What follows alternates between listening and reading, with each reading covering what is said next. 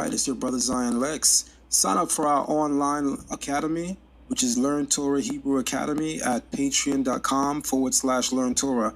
There are several classes that we offer. We offer a Biblical Hebrew 101 class for beginners. We have a Biblical Hebrew 102 class for people who are a little bit more advanced. We also have a weekly Torah class. We also have our Patriarchs of the Covenant course, our Matriarchs of the Covenant course, and a bi-weekly rabbinical course. All of these courses can be found on Patreon. Again, that's patreon.com/Learn Torah.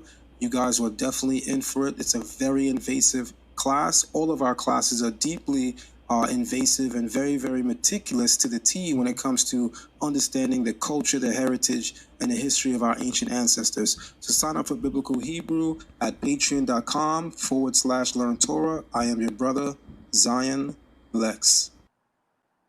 Oh man, do we got a treat for you guys today. Shalom and peace to our listening audience. I want to say salute to everybody that's catching this live. Salute to everybody who'll be watching it a little later. And salute to those who'll be trying to rip it as best as they can to contribute towards their platform. Salute to all of you. I have my guest of honor here, a brother that I've been well acquainted and knowing of for many, many years. Finally having the opportunity to meet him at some point during my journey, and then now having the honor of interviewing the brother. I want to introduce this community to our brother, to my brother, Supa Nova Slom. Salute to you, my Hey, brother. salute, How beloved are brother. you? Salute to your family. Shalom to the family. Peace to the family. Thank you for Peace, having me, peace. Zion Lex. Yes, It's yes, a yes. it's a Peace. it's an honor, brother. It's an honor.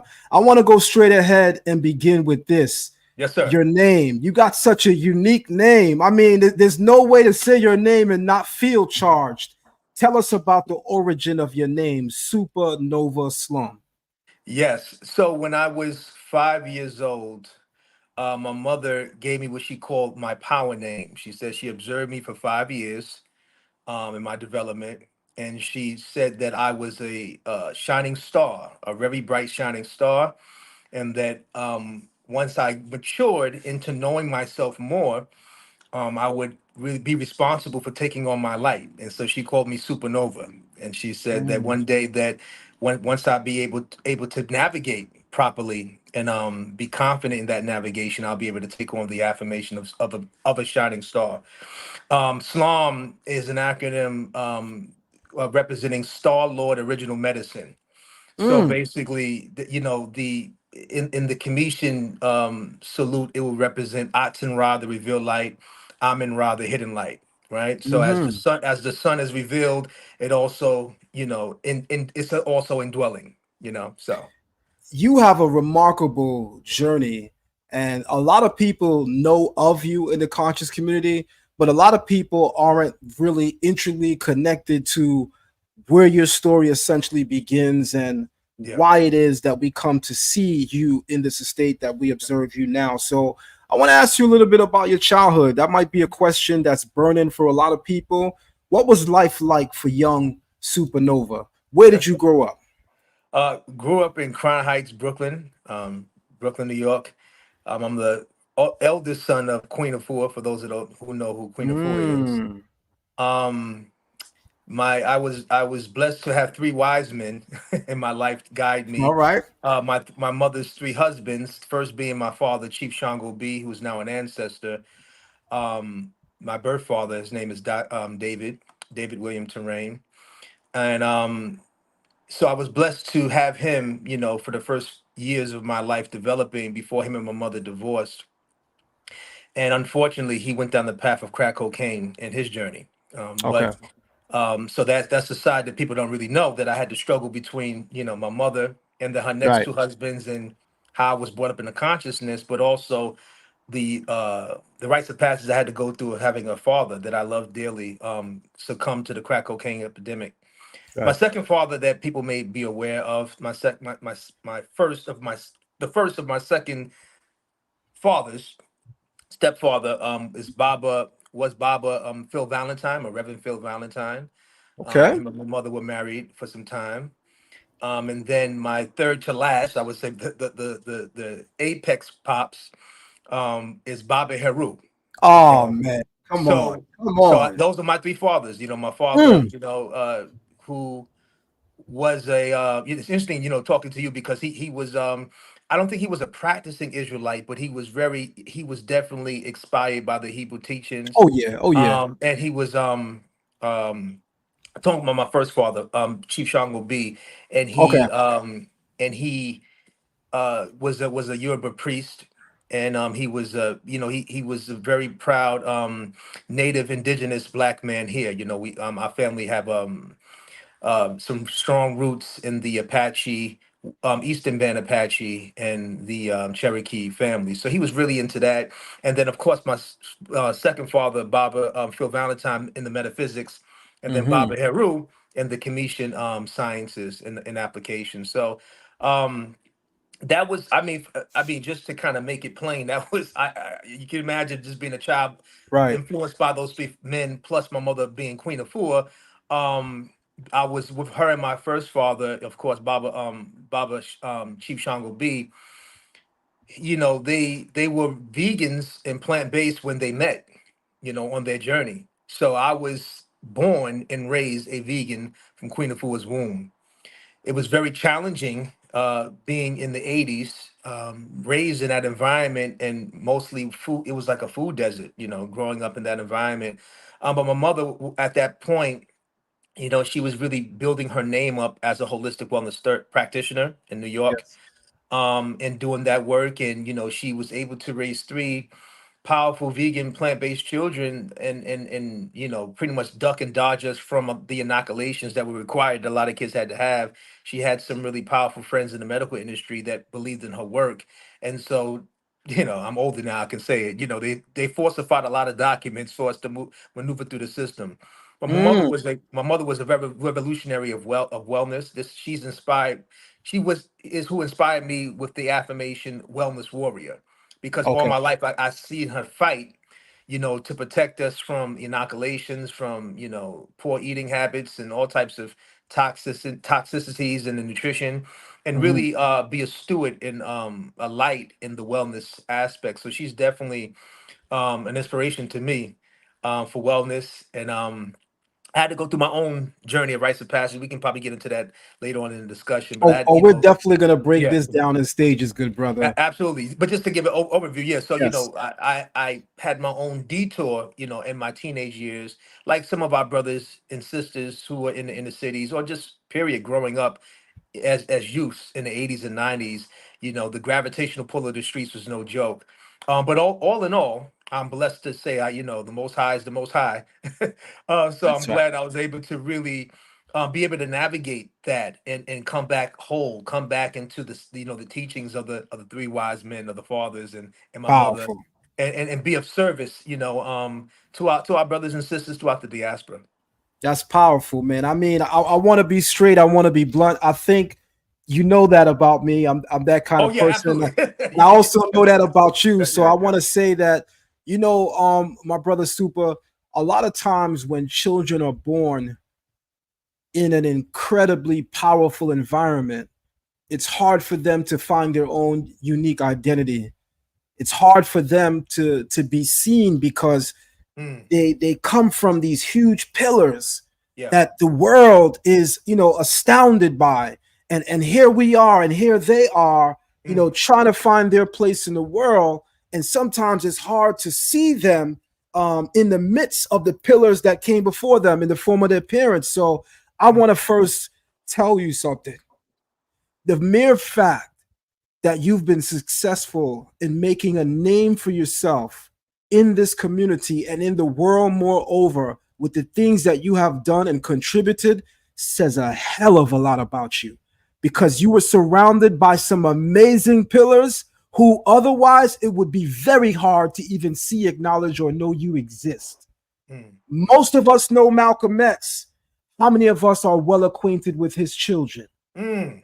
Talk about it, Most brother. of us know Elijah Muhammad. How Mm, well acquainted are we with his progeny? right. So when you have immense pillars that raise the community, but they also have children of their own, one of the greatest challenges that Mm, every visible leader has had in our community has also simultaneously been in raising their home. But Zion, I can I ask you a believe, question with that, beloved? Why do you yes, think that yes. is? Why do you think that is? I think because if you And, and, notice, and, right? and can you just give us a little camera for you, because you come from a powerful Hebrew legacy, your family, you know what I mean? So just to bridge the context, because you were able to, as you reflected to me, I got reflected to my brother. You were Yes, able to establish Zion, your name Zion Lex is already yes, solidified, right? yes, And speaking, just to let the family see who follow you, who may not even know. Some people get hyped, but they might know the reminding of your origins, because your father is very known, and your family is very much known for yes. teaching and for the ministry. How was that for you? Also, Well, and I'll echo you, but I just want to know, how was that for you to I navigate? appreciate that you turned the mic and the camera over to me, and I'll candidly answer that by saying, man, it was tough Mm. because, like you, I grew up in the '80s, '90s, Brooklyn. All right. Um, I grew up Yeah. around some real, as we say in the Caribbean, some real bad man. Bond. People that was no Yeah, joke. no joke. People that Yeah. came to America and showed people here, yo, we shoot cops where we from. Mm. You know Mm. what I mean? Come So on. I grew up in East Flatbush, Vanderveer. Oh yeah. You from Say the less. Heights. Say So less. you know what that I era was already like. know. I already know. PIP, FPK. You Oh, I know, know, you brother. remember what I King's Plaza was like, just taking a oh, trip up the block and getting in the dollar van was brother, tough. you were literally in the trenches. I know that Literally in neighborhood. the I know trenches. that neighborhood very well. Very, very well. So, Yeah. my dad is a very prolific figure. He has been into healing for much of his life. Mm. Um, in the early '90s, he was diagnosed with sarcoidosis, Mm. which is a disease that affects the lungs. Bernie Mac died of it. Oh wow. And at the time, my father had Rastafarian views, but he wasn't really strong in the practice of it. Mm. With that diagnosis, and this happens to a lot of people in general, came an amazing change in lifestyle and in life practice. And he was able to heal himself. Mm. And I would also want to grant through the grace of the Almighty, the Most High, but certainly through his coming into greater acclimation of studying herbs and its combination, being Mm. more in tune and harmony with nature, and even slowing down his personal life, because they say Papa was a Rolling Stone. I got to tell you, Papa was a Rolling Stone. And a lot of times we don't realize, my good brother, that you could have great health, but if your life Mm. doesn't have mizan balance, it doesn't matter how great your health is, because the junky lifestyle that you live will actually begin to kill all of the essence Mm. that you're pouring into your body. It will begin to affect your health. Mental clarity and mental health is just as important, if not maybe more important, Absolutely. than looking Absolutely. after this vessel right here. And Yes, so sir. we stayed in Brooklyn for a while. I got an older brother. He's about your age. I have a younger sister, and I got cousins that's wild. Everybody know Tip Top from Brooklyn. You say Tip Top is like, oh, that's the Don. So we grew up around some amazing people. I went to school with MTV Dylon for making the band. Mm. Years later, I became his road manager. Oh We've done a wow. lot of great things together. I created something inside of Maybach Music Group known as Maybach Jamaica. All of this is documented. Like Mm. if you go on Mm. YouTube and you type in Maybach Jamaica, you'll see that I was putting in so much work in the years 2009 to 2015 on behalf of Maybach, and then me Wow. creating Maybach Jamaica, that when Rick Ross released his first studio album and he Mm. brought in Wale and he brought in Meek Mill and they came to 106 in Park, Roxy said to him, and quote me verbatim when you go back and watch the video, she said, Ross, before we talk about this album, we got to talk about this new thing you got. Tell us about Maybach Jamaica. Whoa. So, I got a very interesting history.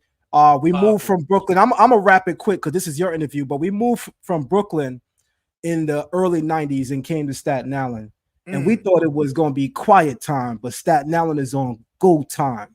And this is the time when the woo is starting to emerge, right? Oh, right, Shout out to right. Go, shout out to Ray. These are people that I personally got to know over the years. Shout out to Wow. Shaheem. Um, so moving to Staten Island was supposed to calm down Jamar, my older brother, and Alex, me, right now known as Smiley, and me, Mm. Lexx. That move was supposed to calm us down. But what's interesting, my brother, the place that we moved to, our Mm. landlord is Jimmy Henchman, Whoa, check that out. James Roseman. Wow. And I'm talking before 1994 Quad Studios. Wow. So I could say a lot, but I'm not going to say I, a lot. If you say less. understand what I'm I saying, understand. I understand, brother. we was around a lot. You know what I Wow. mean? And Yeah. so, Yeah. yeah, I come from being surrounded by some amazing people. So, on that note, me being in observance of you over the years, even before I actually met you, I heard you. I have a cousin that goes by the stage name of Merc the Maroon. He's Mm. part of a group called the Suspects. He told me that they performed with you several times here in New York City. A dude named Cavalar, the Indian chief, he usually wears like Absolutely. he knows you. These are That's people that family. I know Yeah. very, very well.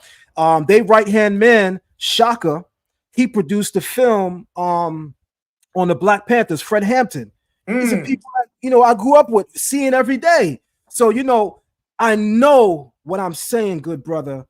The challenges that's faced by Yeah. people who are surrounded by immense pillars and still putting in enough work to be seen themselves. So I want to ask you this next question. Yes. What were some of the challenges being a young teenager in the Yeah. 80s and 90s, trying to find and assume your own identity, yet feeling to yourself you got this great responsibility to Yeah. your parents and your loved ones that surround you and all of their positive messages? But me and you know, to survive 80s and 90s Yeah. Brooklyn, sometimes you needed a box cutter. Sometimes you needed a physical hammer. And when I say hammer, I don't Yeah. mean the thing that go pow pow right now. I'm taking it back. We literally had a hammer on our belt, the hammer that Absolutely. people use on a construction site. We brought that to school. All right. We brought that to Brooklyn Tech and Court Rec. We brought that to Tilden. You know Mm. this. Yeah. So I'm Absolutely. saying, how did you find your identity that we come to know today? What were some of the challenges being surrounded by the pillars that you were around? Wow. Um. Hmm. I have to. I think I got to go back before I go forward because All right. it was like a timeline to that. Take your time. So, Take your time. I started teaching very early. The earliest I remember was in '86. I when we were living with at the time, and we were between Crown. Well, it's all Crown Heights, but we were living with Baba Phil Valentine on Coward Street. So those that follow him know that address from Brooklyn from the '80s. And I remember that I was obsessed with Transformers and GI Joes, and my mom was like, I'm not buying you no toys. You're gonna have to put in some work for your, for your toys, Yep, right? yep. And she says, at that time, at that point, I was maybe about 10 or 11 years old. I was already well trained in martial arts and Aikido Jiu-Jitsu and Tai Chi and yoga and Mm. meditation. So she made up a flyer and she says all of the parents that have kids that come to our 21 day fast program, you're gonna teach them on Saturdays. And she just threw me in it.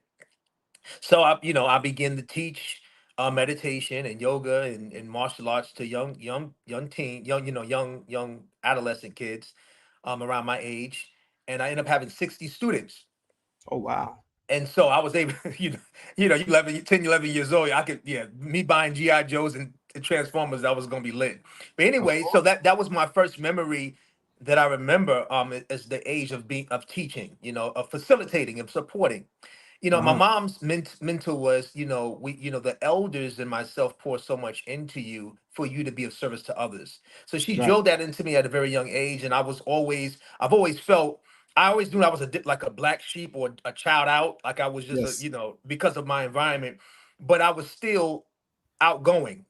Although I could be introverted, I was still outgoing. So I felt that around the time I was started teaching, even before that, the friends that I had, I just always wanted to expose them to things that was normal to me. Give them like an experience. So whether it Mm. be coming to my house and having snacks without dairy or sugar, and making them, knowing how to prepare vegan food at an early age and snacks, and giving it to my friends and them being blown away and liking it, and teaching them how to do deep breathing to calm yourself when you're angry. When you're a young kid, you get angry real fast. Teaching them steps of how to walk through the breathing meditation and so forth. So I was doing a lot of this around that age. But I was, like I told you earlier, brothers, nine Lex, out of the my three wise men, the first father, my father, he Yes. was dealing with, after me and my mother divorced, he was dealing with, unfortunately, crack cocaine and that dynamic. And so as I from a little young teacher to teen, that's the time we start rebelling and kind of feeling ourselves, and not necessarily listening to the application of the elders. So, between maybe 13 is when I started to really want to move in another direction. Hmm. I was still the respectful child to my parents. At that time, Baba Heru and my mother were partnered in marriage, and they were really moving and shaking in the community with their works. But I think the first wise man, my father's gravity that he was just dealing with in life. I think how I rebelled was I felt like if I shine in the street, I'll get his attention, and Ah, that was kind of my thing, because on the conscious or righteous side of the parents, they were doing the work, right, but right, I'm still a product also of the other parent that is going through that rites of passage that is very right. dark, you know. And so I started to, at that time, I'm in the brownstone, we're thriving, but my father's in Cypress Hills Projects, East New York, and that whole dynamic. And so Yep. between 13 and 18, I think that those 5 years were very tumultuous, and I put my parents through a lot of drama because I was just in and out of the deep rites of passage of the street, mainly because, again, I have not really understood to the level of pain I was going through as a young child with my parent going through that, and Right. how it affected me. One of the first iterations of the streets, as far as the gang culture, I got swept up in that. The first iteration was, for the most part, that really put me in a lot of trouble. Started boosting with the boosters. Mm, I didn't technically have this boost, because the way my parents was thriving, I didn't really have to do that. But again, like I said, the gravity of the streets and going through that whole rebellious phase, I just started boosting, and the boosters that I was down with was the low lives. the low life. Um, for those that remember that That's original right. booster gang. Yeah. So I, Right. I was part of the second iteration of that. The first iteration was like 88, Thurston Howland them, from what's that, St. John's and Utica, and Yeah. the brothers out in East New York, they were the first iteration. By the time I started going to high school, but between 91, early 92, I was like the second iteration of the low lives. Okay. And we were younger than, Thurston and them, but we wanted to be like them, so we just wowed out. Steam teams, homies from different sections get together, and we just storm A&S, I Macy's, remember, brother. I Bloomingdale's. remember. It was just crazy. It was wild. So anyway, I was I Albee Square became Mall. all of that. It was downtown Brooklyn, Albee Square Mall, exactly. So I just became really rowdy in that environment.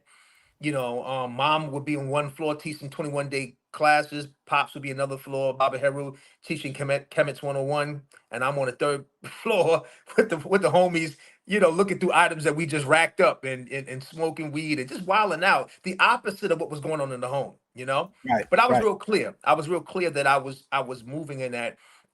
But like I said, the most high does the most high. I knew that I was always connected to my parents and what they were about, and I had a always strong connection with the Most High all my life. And we Mm, call the Most High many wonderful names, but that's right. That's the right. Supreme Being, I always had a connection. And so even though I was in that portal of my life, and I was in the streets, I still knew that I had to be a better service than I was. Fast forward the second phase to that. I'm gonna wrap it up in three phases to your main question. The second Okay. phase of the street, I almost lost my life, messing with the polo and all of that, Mm, and went down south for about a year to finish up my schooling. Um, and then I had down south was a whole different thing. I had a whole New York swag coming through with just that New York thing with down south, and down south it's just a different type of vibe. And And what time we talking that you went back south in the mid this is 90. 90s? This is 94. This is 94. 94. All Yeah, right. 94. And then I went down south. So I have cousins down there that wasn't doing the boosting. They was gang banging. So I Yeah. had relatives that was both Crips and Bloods down south, and it was wow. So here I'm loud with the New York thing, and I'm walking into that. You know Yes. and Yes. so just navigating between that, cousins just get me into all types of problems with affiliation with that. Coming back to New York when I finally graduated, at that point most of my hood that was either Deceps, face heads, or low lives, Yes, at sir. least 80% of them was now Damu, was Bloods. Mm-hmm. That's right. And the Crips wasn't prominent yet, even though they were in small pockets. They weren't prominent yet. They would later bloom very well where you were from in Flatbush at the high Right. level. But they weren't really they were not set up at 95 as That's right. as the That's right. opposite of Bloods yet. Yeah. Our beef and how I got down with my homies in my hood, besides them already knowing me, and we having history from the boosting. Most of them converted to Damu, but the beef wasn't, we wasn't with the slashing, none of that. Mm-hmm. The thing that we had to navigate was our Latin brothers, the Latin Kings, the Latin King Queen Nation. Um, Although by 95 they was trying to navigate how they were going to do stuff inside the pen. In the streets, it was still lit. The Latin Kings would come through my hood, Bed-Stuy and Crown Heights, just swag mode, just really doing what they were doing. They were very strong at that time in the Very streets too. strong. And so they would just, a lot of the brothers in the hood had more of a black. It was interesting, a black conscious militant perspective as Dom moves. I think that happened a lot because most of the ideology, besides the gangism, right, that was there, a lot of the knowledge itself was coming from the Nation of Gods and Earth. That's a fact. The So 5%. a lot of the, when brother blood say peace or peace almighty, a lot of that, a lot of the initial consciousness had a lot of that.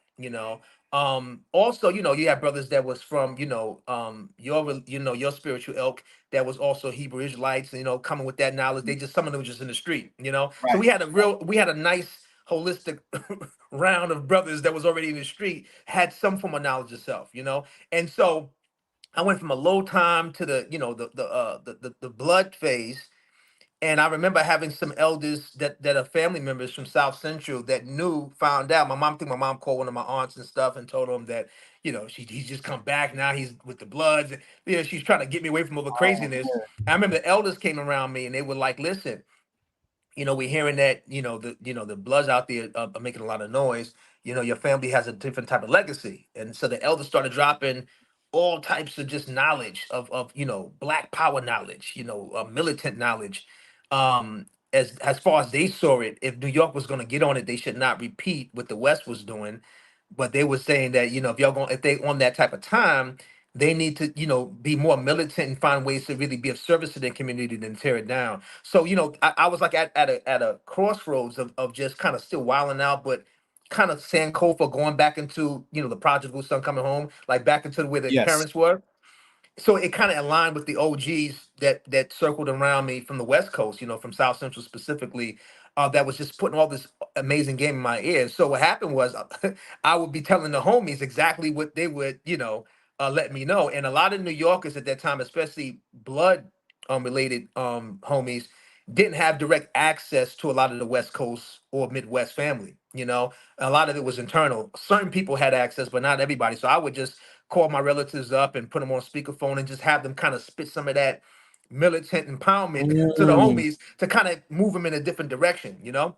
So around that time, that was happening. Another profound experience that really got me activated was I attended the Million Man March with like a gang of brothers from my community. A lot of the Bloods that was with Wow. us, we mobbed down there, and other family members from different circles and so forward. And so we were down there, and I remember, going to the Million Man March with all of these family, and then we meet. We seeing gangs from all over. We seeing West gangs from L.A., from Northern California, from Southern California.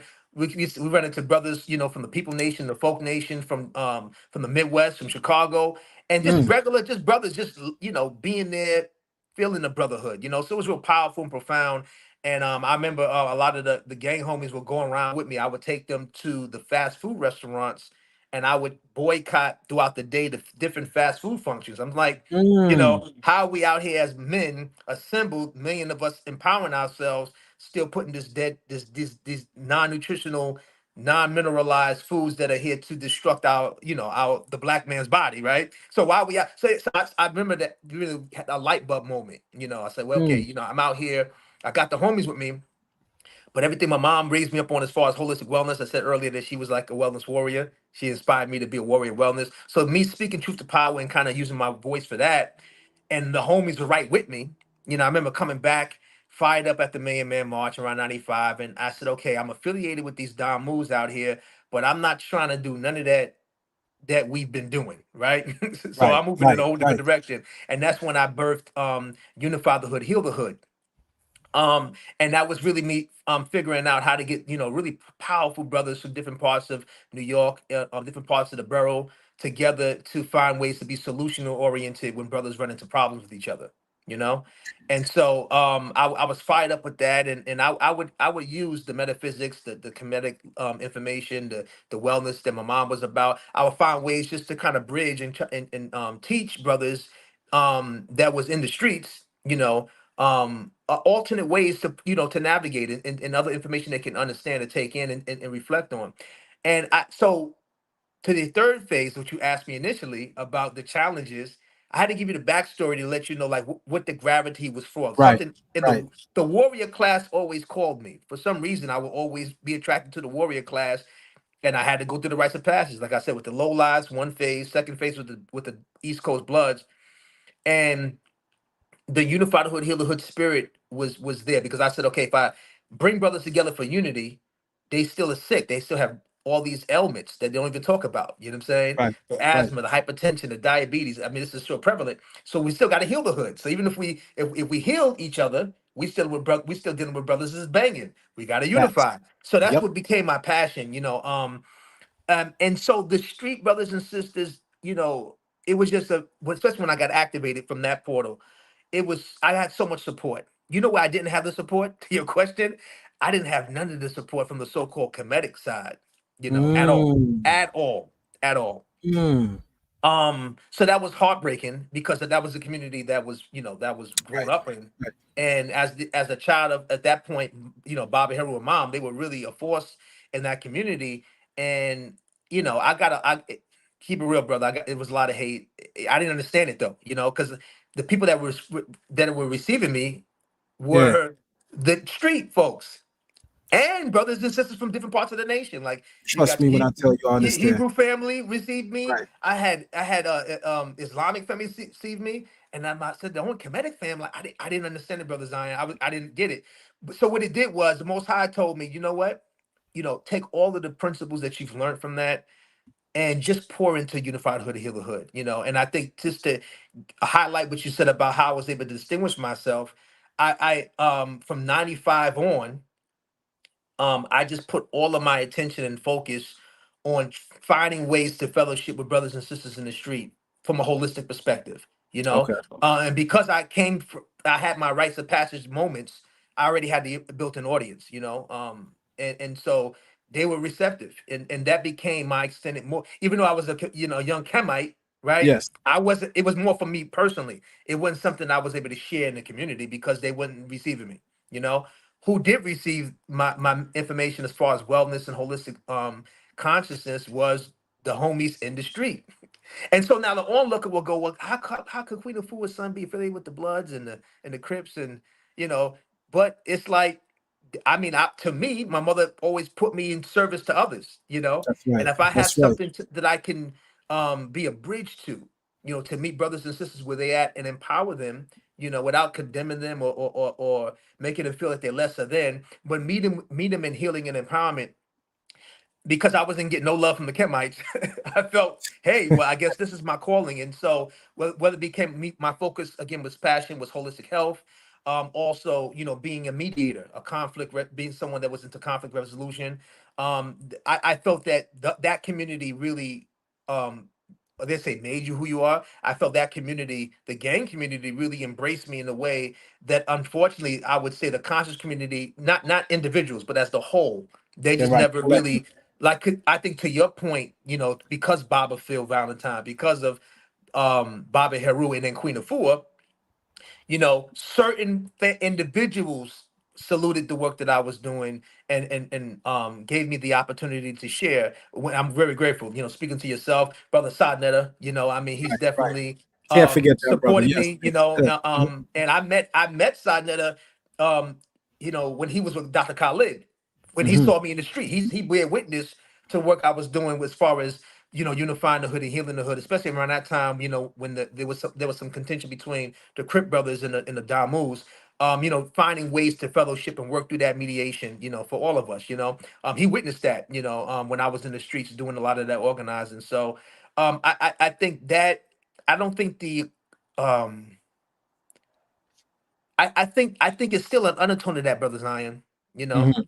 that's why I just kind of find my sector, which and my audience, and I just pour into them, because I don't even speaking to you now, which I'm very grateful and excited to speak to my Hebrew family, but I don't think that the conscious family has really fully opened their arms to what I'm here to service and do. I Mm. feel like I've been a pioneer for a lot of different things.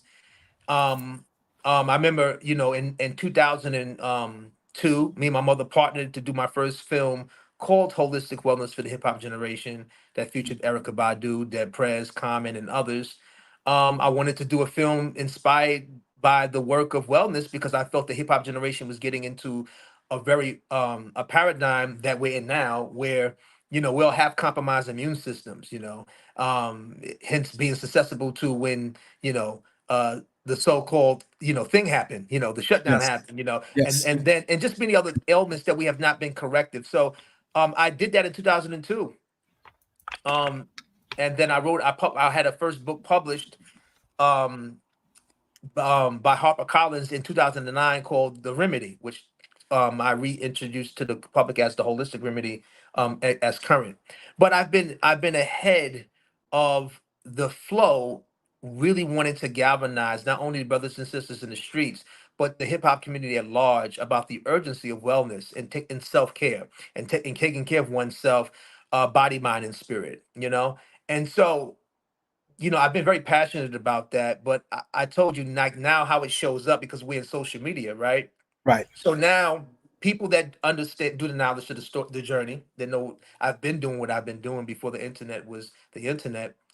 Again, I've been doing it since the 90s, you know? That's right. And Right. so it's disheartening, brother Zion, when I see brothers and sisters who I call extended family deliberately not include me into the conversation, Deliberately, and and and that's and, something and you they could will feel. open up opportunities for many others who respectfully are doing wonderful work. I'll never throw brothers and sisters under the bus, Right. but they just started bubbling with their work and information, Right. and they'll behind the scenes tell me, "Oh, you inspired brothers, you inspired this, inspired that," would not include me to join the conversation. I've never. The Most High didn't make me to be the one. The Most High made me to be poured into by my elders and to contribute. You know, Mm. and that's what I'm fired up about. It's beyond me. I'm excited about being of service, hence a serviceman. Yes. I'm very proud of that. I'm very proud of to give back and to help facilitate. So I didn't want to be too overwinded with you, beloved. I just wanted to give you a little context of the past, Yeah. Of sprinkling, course. Of course. Of and course. let you see how I still deal with that, which the initial questions you ask, and the audience the interesting thing, the audience, the so-called deaf, dumb, and blind audience, the 85ers, 85. those are the ones that since the time I was able to, be someone of service, they have galvanized around me. But haven't quite figured out, brother Zion Lex, how to holistically crack that support, from the overall conscious community. All right. In a lot of ways, hearing this from you for the first time, obviously person to person, it's a revelation. I didn't know that that's something that you were forced to face, but I can see it. and I can understand why. And it doesn't make it right, but I can understand why, and I'll explain why Okay. I say I can understand why. A lot of people feel as if when there's a great light among us, in order for anyone else to shine, your light has to be hidden. Your Mm, light has to be dimmed. And so unfortunately, there are a lot of brothers and sisters in this world because I'm a vanguard for our community first, right? So absolutely. Yeah. unfortunately, a lot of brothers and sisters in our community refuse to see the reality that I don't have to dim another man or sister's light in order for my light to be seen. Mm, And so what you went through is something that I think every rapper can say mm, at some point in their life. I think every major athlete in our community, and again, I'm speaking about our community, yeah. everybody has a similar story, albeit with its own unique expression and quality. But I could certainly relate because one thing I know is that when you listen to the stories of heroic individuals. And by the time we finish your story, I think people will understand why I'm identifying you with such words. But when we look and assess the quality of heroic people, there's a common feature in their stories. They were Mm, sidestepped, they were overlooked. They were people that felt as if I can't be noticed if this person is in the forefront. So we must do something to set back what they have. And mm, so you became, unfortunately, a stepping stone towards mm. someone's greatness. They might mention your name to get in the building, but once they in the building, it's like, Right. oh, super who? Right. Even though you may have been the passageway for a lot of people. And I'm sure, because if one thing is for sure and two things is for certain, this is what good people are known for doing, Mm. opening the doors for others. So I'm sure you even have stories where you open the doors for Oh, others, and them same people have closed the door on you. brother, like I, I, I won't get into it right now, but some very beautiful, powerful. I say beautiful because at the core they are beautiful, beautiful, whether they tap into their beauty or not. Yes, yes, Powerful artists that are part of the hip hop lexicon. That I've been able to be a bridge for, and it just boggles me. Like, and I did it for my heart. I did, like I said, the Most High has blessed me in my life to be of service. And I yes, didn't, I, I didn't look out for people or mention people for an accolade. It was more just as a brother to a brother, a brother to a sister. I just yes, did it. But when it was time, just for reciprocity on whatever level, I never got that. But I tell you this, what helps to heal me through the process, brother Zion Lex. yes. Woo! Yeah, my mother always used to sing to me, Pharaoh Sanders' Creator has a master plan. That was one of her favorite songs. And, you know, one thing I love about my Hebrew brothers and sisters, y'all's love for the Most High, how you always speak up with the Most High, always move through your lips. Yes, And I yes, bear witness to that, as I call myself as your Kemetic Hebrew brother. I bear witness to that because the Most High has always showed me be of excellent service. Because excellent. see, brother Zion Lex, we need all hands on deck. See, there may have been in times where we just relied on one or two or three people, right? Because Right, that's who was called to service at the time. The chaos that is on this planet, the disconnect between humanity that we're experiencing and in our own communities and abroad, right, it's we need all of our best healers, our right. truth sayers, our service members and men and women. We need our brothers and sisters who are ministers. We need so much. The Most High is calling all of us to arm. That's right. The wickedness is so arrogant, and the wickedness is plentiful, and it multiplies daily. That's how I feel about the assignment the Most High has me on. Mm, You know, like the Most High clearly shows me daily, continue to be of excellent service. So that's how I'm able to, brother Zion, transmute a lot of the bitterness. I, right. I receive the bitters. I tell people to take the bitters, take your aloe Mhm. plants, take your sorrow sop, take the bitters because it helps to strengthen the immunity. So Right. my spiritual, brother Zion, Lex, immunity is strengthened by the grace of the Most High. I'm strengthened in excellent service. And that's how I'm able to transmute a lot of the pain or disappointment from the past. I just Mm, poured deeper into brothers and sisters that will receive me. And I know because my call is we need all hands on deck, that's a you fact. know, That's a that fact. we need the best of the best, right? Because see, the wicked has called their illuminaries to task. They have a plethora of support amongst them. They are Mm, arrogant and cocky. But how is it the right so-called righteous? We are bougie and too bad and limited and elite. We don't got it like that. no, we don't. We don't got it like that. Is the times we're living in, for those that do the knowledge of the Aquarian age that we are in, coming from the Piscean age, is this Right. is the 2500 cycle we're in, a new That's cycle. all it is. That's all it That's is. it, right? So the new cycle we in, the image is a man or woman in the sign of Aquarius pouring the water, That's right. right? And the Enlightenment. water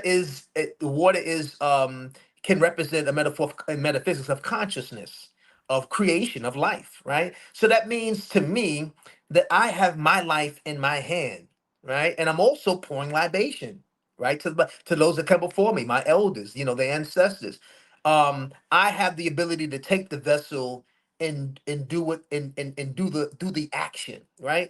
And Mm, so for me, I don't. I help. I know my name. Like I said, I really live my name. I'm a bright star. yes, you are. So confidently that I look for others to. I want people to join the shine. I think we've been dumbing down lights too much, brother Zion Lex. That's right. That's I right. don't want to be the only bright star. I want to find how many brothers and sisters have a dim light. And Talk how to me. can I support tightening that light from a 20 watt to a 110 watt?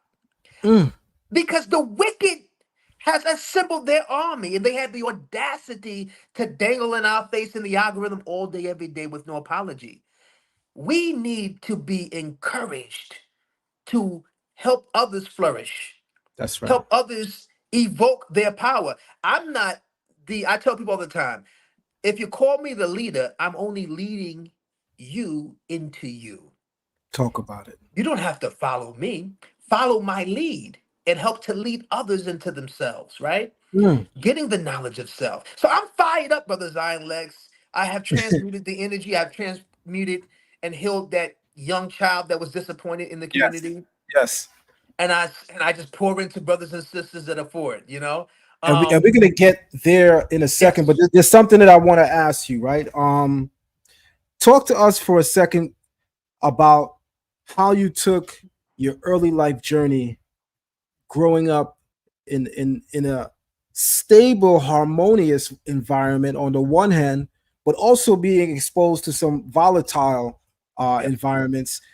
Speak to us about how, through the observance of your environment and what that forced out of you, how did that translate into the music you began to make and create? Because you're also an artist. So Yeah. tell us about the journey of Supernova, the artist.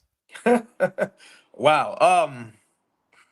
Okay, so I started my first journey in the arts. Um, well, I was inspired, coming from the hip hop culture. Being in New York in the '80s, early '80s, it was just part of the who we were. Everybody for the most part did some form of breakdance and b-boying, writing, graphing, art. Some MCing, some DJing. So, being a young child in that was just the environment. That was our normality. But I think my music beyond the cultural, hip hop was the cultural spark. The musician spark was observing Michael Jackson and Prince. I always remember the moments of observing them, right? And Prince called me to want to be a musician. So I Mm, started studying piano at a very early age and guitar. yes. Michael wanted, I started getting into vocalizing, went to vocal classes and really got a vocal coach to develop my voice. Hmm. And so I got exposed to that, just the bigness of what they represented to a young kid from Brooklyn, New York. They just represented big. Kind of went with my name, Supernova. At the time, I wasn't claiming my name. I was real small. but I always had it, and I remembered when my mother described as a supernova, Michael and Prince and their own signal as That's musicians. right. That's how they, to have black men impact the planet artistically the way they did, especially, the generation they came from. It was a lot of suppression. There's only a few Right. were able to shine at the level they were able to be brilliantly. Um, so that got me to, I remember my first performance. One of my cousins was in a who happens to be one of the primary producers I've been collaborating with since I was 11, 12. He was in a black rock band. He was part of this organization called the Black Rock Coalition in New York.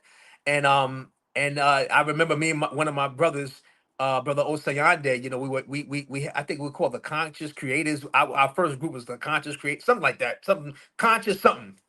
And Right. we wrote our first raps, and we performed with a rock band, at CBGB's. Those that are from that back in the day in the Bowery, in near Chinatown. Okay. CBGB's was a very famous punk rock space, and all the alternative rock art, like all of those folks in that This is world in the before rock. Latin Quarters era or around the This same is around the era? same time. This is around the same Okay. time. But I remember performing there. I was 11 going on 12, so I got the first experience of really being in front of an audience, rapping.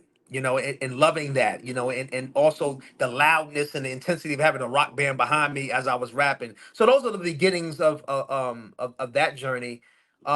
It wasn't until, like I said, I went through my situation with the streets, and then I've survived the negative sides of it, and I came back into the knowledge of self, everything that the elders pretty much had around me. And so then the equation became, I still got my ties to the street. I have my connection to the elders in the community. How do I begin to synergize, music and tones and so forward, and raps and just expression in a way where I can relate to the home audience as far as the community, but also the streets. I was always trying to work on finding the bridge. My first independent album I put out that happened to be critically acclaimed at the time was in 2002, called The Medium of Balance Volume 1, for those that follow me from that way back then. And Mhm. this being that was my vision, being the medium of the balance. I mean, it was a double CD, red CD, blue CD. Definitely saluting the G's, but the red CD was I look at the as the fire, the streets, right? So I use that side of the CD to really, get on my social political, you know what I'm saying? Right. And just, Right. kind of how, my gangster perspective was coming more from an Ice Cube Tupac perspective, but so I Yes. kind of did that bridge. And then the blue CD was I call it was the spiritual side, the metaphysical side. So so I was always in my journey in the music, wanting to find ways, to bridge the extremities, and find ways to have music that complements each other. And then I think that journey from that point to even now I speak to you has always been an equation that I was working to do, that actually birthed not only opposing sides that I make harmonic, but a third side, which is, sometimes I just do way out stuff that people are like, what? I'm Mm. able to do that too, So I got my traditional rap stuff, but I can go straight alternative and just do some other stuff. But just that, even the muscle to expand myself and to stretch myself, it all ties back into source. It all ties back into the ability to be a creative and to be a master MC, knowing how to really extend yourself Right. inwardly and outwardly artistically. So just a little Okay. snapshot of the Okay. journey.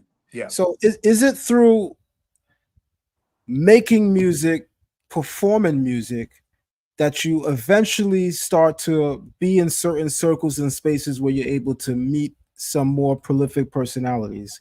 For Absolutely. instance, before I go into the name calling and name dropping, I'll just talk about one person local that I know of. Is a sister that's around my age, and I'm not gonna say what our age is because she gonna beat me up because I just said she's around my age.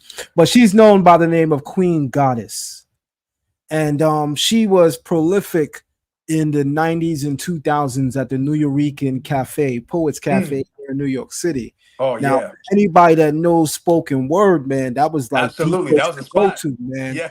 And there would be a lot of Afro punk and a lot of Afro guitar performing there. And I'm like, for me coming from Trench Town, Yeah, right. Brooklyn, Big where sound. bass Yeah, and drum and yeah. pop, pop, pop, pop, pop. Absolutely. Yeah. Coming now to Alphabet City, Lower Yeah. East Side, New Eureka Yeah. Cafe, and That's right. seeing this, I'm That's like, right. oh, all right. So the first time I met Common Mm. was at the New Eureka Cafe. Wow. Check that out. And the first time I seen Erica Badu was Oh, also she at the pulled New up. Eureka Cafe. So Wow. on that perfect note, tell us how you come to know people like Common, Erica Badu, by first building Absolutely. upon your relationship with Erica Badu and how you know her, and then Yes. segue into Common and others.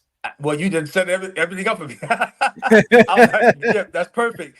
Okay, our sister Erica Badu. Salute to the queen.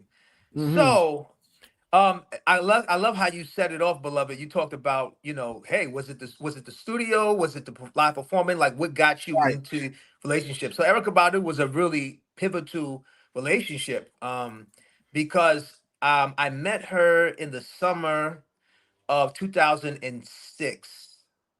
2006. And she was freshly in New York, so I think maybe Yeah. about a year or so. Hmm.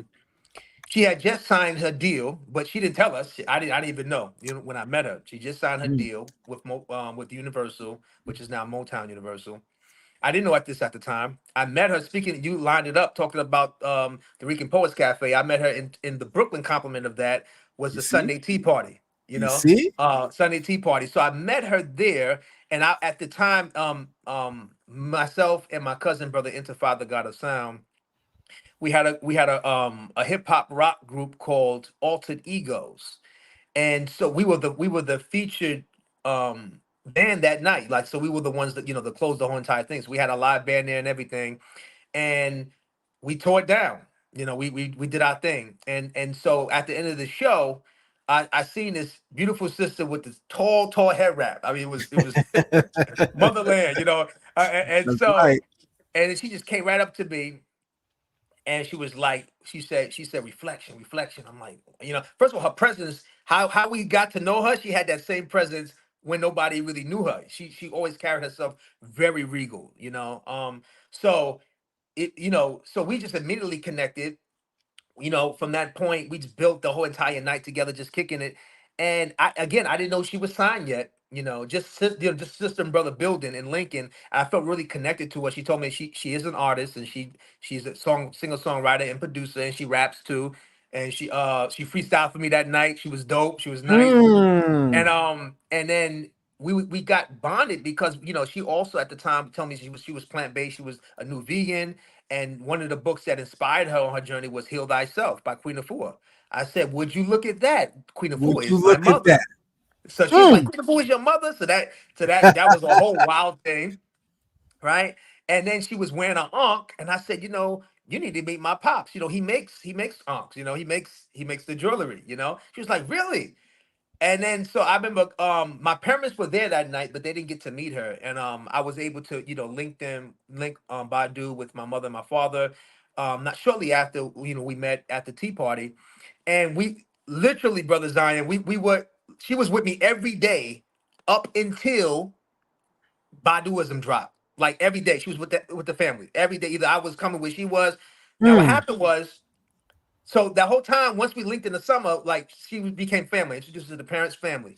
We just took a natural liking to her. It was like she was, relative. Right. She didn't Right. let me and the family know that she was signed to Universal until she did her first Universal book in Brooklyn. I forgot this spot in Clinton Hill. It was it was dope jazz like spot at the time. They booked her to do a showcase, and so this was probably maybe about January. Although I knew that she was signed maybe like in maybe December, she finally let me know. But that's when my mother and my pops was aware that she got signed. So they did a showcase and she tore it down. And then a month later in February, Baduism drops, and it was just like that. So Off the dome. so again, we it was a family affair. Sis took me on the road, with her for 2 years. I was her holistic wellness chef practitioner and minister of wellness for her, and I was all she took me all around the world, and that's how I was able to meet Common and Buster and all types of so many brothers and sisters along the journey because of my sister Badu, and yeah, she was my ground zero awakening into the industry at a high level, because she came in and she Absolutely. just I mean, so You I got a front row everything in the to her journey beginnings. because of Badu. Right. So yeah, Ashe. And, That's and yeah, blessed, and man. that's how I was able to meet Common. Just to kind of throw it back to you, I met Common, Yeah. of course, with her at first, but then years later they got together, and they were partners for a moment. So That's amazing, man. They say a picture is worth 1,000 words, and mm, just by looking at the pictures online with you and her, one thing you can't forge or fake is chemistry. You can mm, see the chemistry there. You can see the friendship. You can see the love, man. So salute for not only being someone that she saw as a light, but having a shared experience and a shared journey and touring around the world and touching many many people, man. I definitely salute that. Ashe. Yeah, You shalom, shalom. came to be known as hip hop's medicine man as a result of a lot of these connections and the touring and what you do. And so, what I want to say, when there's a figure among us that's truly prolific, they wear many hats and they have many titles. Like my friends that know me from the grain that grew up with me, they know me as a no joke personality. That 0 to 100, all that gangster ish. That's the Zion that they know. People who are newly acclimated to me, they know Zion Lex, the scholar who sometimes might get a little rough when he need to, right? Right, right. But the point though is we are many things to different people. And so people that know you as a person that at one point in your journey you helped to literally stand in the breach and bring gangs together. I mean, you really did it. I've seen it. You really really did it. And so I want to speak to a moment about you being celebrated today as being hip hop's medicine man. Talk to us about some of the people in hip hop that you believe you may have touched and inspired to want to live a more holistic life and want to care more about this vessel in this temple. I'll start with this, beloved. How I got the name Hip Hop's Medicine Man was from Busta Rhymes. What happened was him and Badu, they were on. He had a few dates on a Smoking Grooves tour that she was doing at the time. He was between. I think the album that he was coming out with the time was the one with Hands My Eyes Can See. So he was lit. He was super lit. Oh, that was super lit. Yeah, yeah. Yeah, right. So I remember he would be, him and Spliff would be we would see them all the time, right? And one of my jobs or roles with Badu, I was making sure that, at that time, I think she was probably pregnant with seven. Her and Andre 3000's beautiful son. So Yes. I had to make all the juices every time that we drove up in. I had to find the farmers markets or the health food stores. So I was the main nutritional person that she relied on. And we were running into busting them so much, he would always see me giving her the green juices, and I would always make sure I get him and split some, right? And they would always try to Mhm. fight me for it, but I always would go into a wellness speech and they would just supernova, they just take it down, right? Right. So one day, Badu and Busta Rhymes had a show at Radio City Music Hall, and we were doing rehearsal. And here I come running in, giving Badu the greens. I said, "I got one for you, Split, and you too, Busta." He said, "Man, I gotta take this again." He was like, "Man, you hip hop's medicine man. You always giving somebody some juices." And That sounds so like Trevor. soon as he said that, I locked keyed it. I said, I'm taking that. I'm taking the hip hop's medicine, man, because I mean, I was literally, being that for Badu, and Yeah. via her to Andre 3000, later Common, and I mean, can you imagine, our sister Badu was so big at that time between '98 and 2000. So I was running I had access to everybody, beloved. It was just Mm, everybody, and so they saw me as a medicine man. They saw, the people that I met saw me always, making sure Badu was holistically supported, and naturally they were gravitating towards me and wanted to hear. I call it my wellness ministry, you know. And I would just I was just so fired up about our people, really, taking sovereignty of their God given vessel. You know what I'm saying? Yes. The Yes. Most High, and being able to fortify their minds, like you talked about earlier, the mental health, have that in kinship to making sure that their physical body is strengthened through what I call movement, meditation, exercise, the proper nutrition, and having the balance regardless of the demands of their life. So like I said, Busta Rhymes ignited me with that. I ran with it, and also it also was a bridge to the work I was doing. You mentioned the G's, the gangs. Like around the early thousands, after I got off tour with Badu, I was even more visible with my passion to get brothers together, man. Mm, They knew mm. me around New York City. If they didn't even knew my name, who's that guy in the blue and red? Now I come from the Damu side, the blood side, but I had garments made for me and with the blue and red bandanas Oh, because I that's was right. really on my ministry, and I had these pamphlets. At that point, I was tight with, rest in peace, one of my elder teachers from the Blood Nation in the West Coast, the Black Peace Stone Bloods, T. Rogers. He Oh was man. someone Oh that was man. very like that took on to me.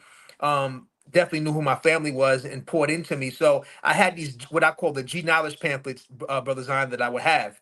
Mm, And give you a little example how dangerous it was, because now the time I'm talking, the Crips were fully in their power, in their exaltation, even though they were outnumbered by the Damus, like maybe 2 to 8. They were right. still, what made the Crips special to me, in my observation, was the fact that they were outnumbered, but they really fellowship with each other in a real tight way. Right. Right. At that time too, before, I know in Flatbush, unfortunately, we have a lot of our young brothers not in harmony with the GDs. At that time, when I was outside, the GDs and the Crips were together, especially in Hmm. Flatbush. So anyway, I Yes. had these G knowledge pamphlets. Even though I come from the blood side, I wanted to find ways to unify the hood. So I would walk into these various communities. Everybody knows Eastern Parkway is in Crown in Crown Heights. You pass that crossway. You know what I'm saying? On Eastern Parkway, One side was from one blood, the other side, side was crip. and the Crip side was Flatbush, right? So That's so right. once you cross over there, and so but that's how much I love my people. You know, I put myself. I felt the Most High had me. I was crazy. I was out of my mind, Zion. I didn't care. You know what I'm saying? Because you have, even though I come from the Damu side, the blood side, you had bloods that was totally against what I was doing. They Right. didn't bring me Right. no harm, but they were totally just not Totally with the unity. But right. then I had some Damus, the bloods that were really understanding there was a bigger picture, And Mm. so I would put now, brother, I would go across that parkway sometimes by myself, and all the lokes were attracted to me. They see that blue and that red, like, what is going on here? What's going on here? And so I always would be, they say caught slipping. The Crips will always catch me slipping Mm. because I was pushing what I call the G knowledge. I had these Right. pamphlets breaking down the original acronym for Crips, Community Yes. Revolution and Progress. What the East Coast Bloods was pushing was brotherly love, overrise, oppression, destruction. So I was trying Yes. the folk nation, forever our Lord, forever our Lord, knowledge, wisdom. Then you had people, the People's Nation, the five and the six. So I was trying to show that the knowledge of self, the principles, the metaphysics were all in with the G's. They just didn't have the G knowledge, but it was all in Facts. their ideology. They was all in it. You know what I mean? Yes. And so I was the besides the wellness ministry, like I said, the healing the hood, the unify the hood. I put myself in situations that only Zion Less the Most High got me out of. And you know what? I had access to the tools. I never went into Flatbush Strap. I Okay. never went with no hammer, nothing. I Okay. was flamed up and blued up and the only thing I was armed with was the arm of the Most High in my genealogy pamphlets. And What do do you you know think stopped you? let me just tell you this. Do you know, Okay. Zion? I never got shot, stabbed, or I was jumped. going to ask. Yeah. Yeah. Yeah. I would always get confronted, right? Right. But Right. my whole time in service doing the Unified Hood Healer Hood, I was in Hmm. very dangerous situations. But the Most High knew my love and my passion and my sincerity, and whatever came out my mouth, Zion, because the Crips will always They never caught me when I was mobbing with Bloods. It was always by myself. By But yourself. whenever it came out my mouth, I knew it wasn't me, Zion Lex. I knew it was the Mhm. Most High. The Mm, Most High gave the sacred words that came out my mouth.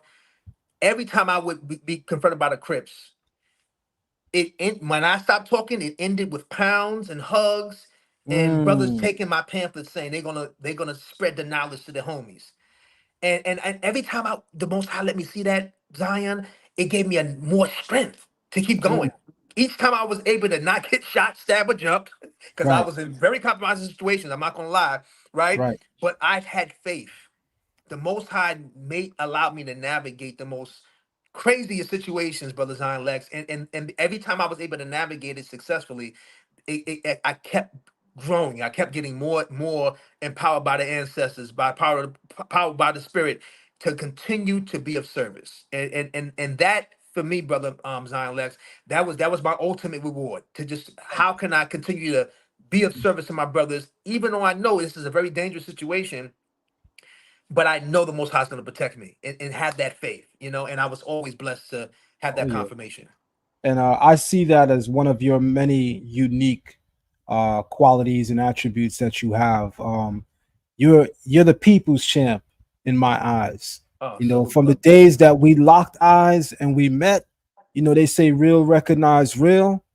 I saw it and I felt it. You know what I mean? The Peace, moment you saw me, almighty salute, peace, wellness salute, salute, peace, brother brother, Zion. salute. I never Yes, forget that day, brother, that we first met. I remember You know that. what Yes, I'm saying? sir. I remember In that, Park, brother. we Yes. first met. And so you know, you escaped taking a trip to the island, unless Yes. you was probably going to visit, people you knew. You escaped the up north, you escaped, getting, God forbid, shot, stabbed, Yeah. or worse. And we thank the Almighty for that. Talk to us for a moment about the estate of hip hop now, where we're watching our hip hop pioneers come to a very sad end in many ways because of their health, as well as witnessing so many hip hop greats as of recent that died from, let's just say it, my brother, curable afflictions and diseases. What does it do for you as a black man first, who knows the route to come into health, who knows the route to avoid, escape, and evade and fight disease? What does it do to you when you are watching not just celebrities, but even our brothers that we can touch tangibly? What does it do to you to see us dying from diseases that are curable if only we would just follow the laws of nature and eat right and treat our vessel? Talk to us about that for a moment. Well, brother Zion Lex, I said to you in 2002, I put out a documentary film called Holistic Wellness for the Hip Hop Generation.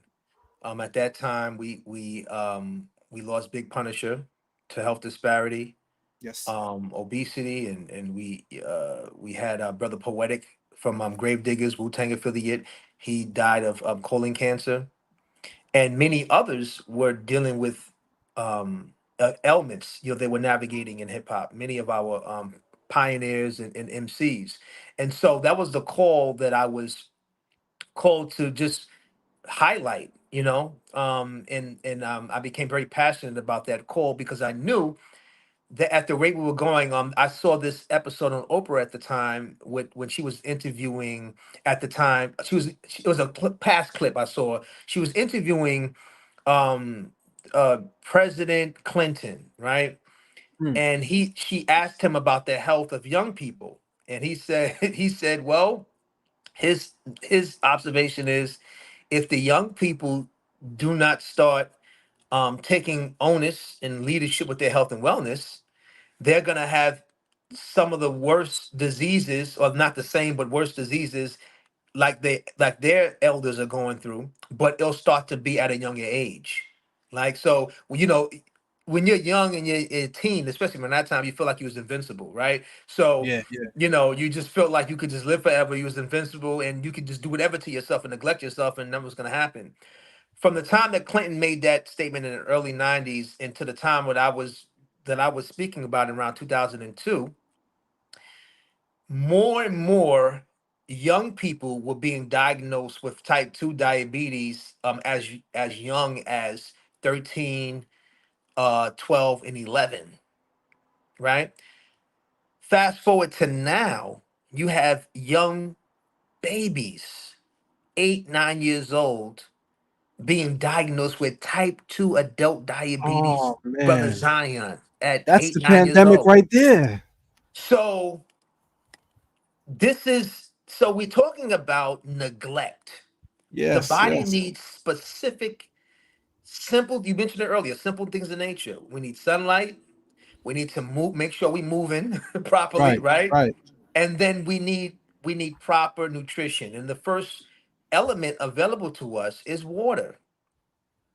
Whether you're plant-based or not, the planet is water. We live on a water planet. And our Mm, people are dehydrated. We just don't drink the water. Our body is 60 to 70% water. So we only have about 25 to 30% solid. The planet is mainly water. If you want to even be in tune with the planet, you have to hydrate more. mm, If you want your organs and your cells to function optimally, you need water, right? So, brothers and sisters, hearing this, just taking the first step, sunlight, movement, water, you've already begun a paradigm shift. Whether you call yourself a vegan, vegetarian, plant-based, flexitarian, right?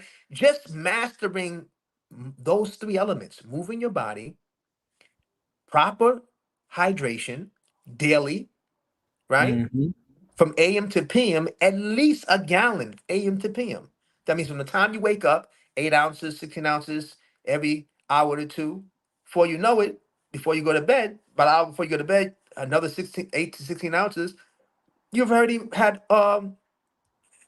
checked your hydration.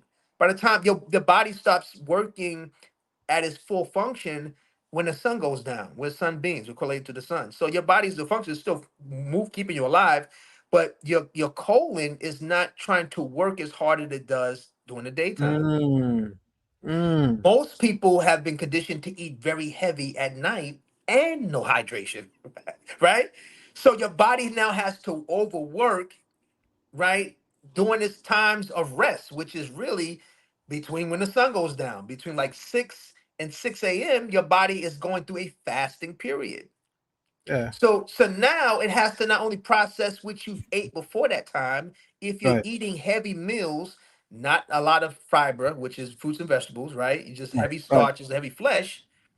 If you're just doing that and you're not hydrating, you're putting your body in a compromising space to try to digest. So years of doing that out of timing to your body is taxing.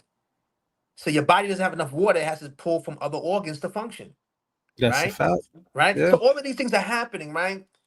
This neglect of not of knowing oneself and just how to simply function to be your optimum self, it puts the generation in a health disparity because the same artists and rappers you talk about, these icons, not only a lot of our icons dealing with serious health issues that nobody really raps about and talks about. I'm talking about it's diabetes and hypertension and asthma are standard in the hip hop generation. I standard. guarantee you, Right. at least 70% of the brothers, even the ones that have all the money, all the flair, they're dealing with the health disparities, Yep, yep. right?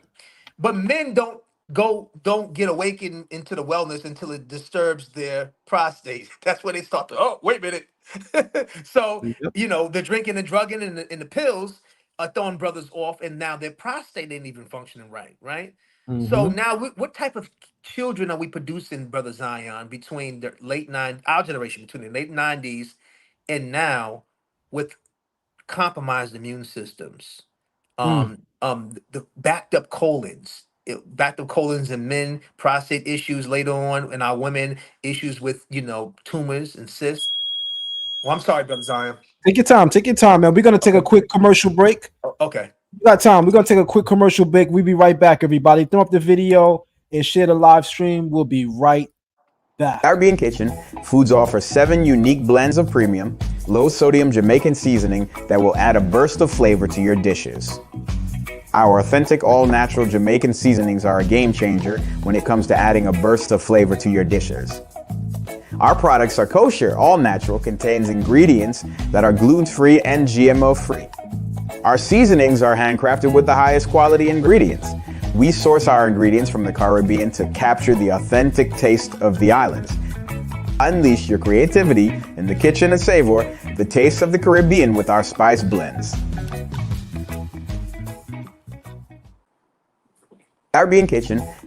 You know, there's a reason why I just played the commercial that I played on spices, because a lot of times in speaking to our community, people don't think that eating right tastes right. Like if you're gonna go vegan, you know, there's no more flavor in food.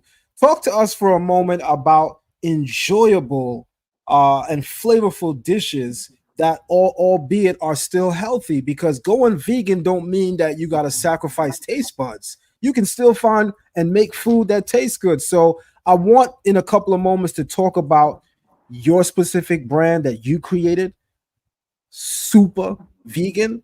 But I Super Mega also want to Foods. first set that up. I'm sorry, say it again. Super Mega Foods. Yes. Super Mega Foods.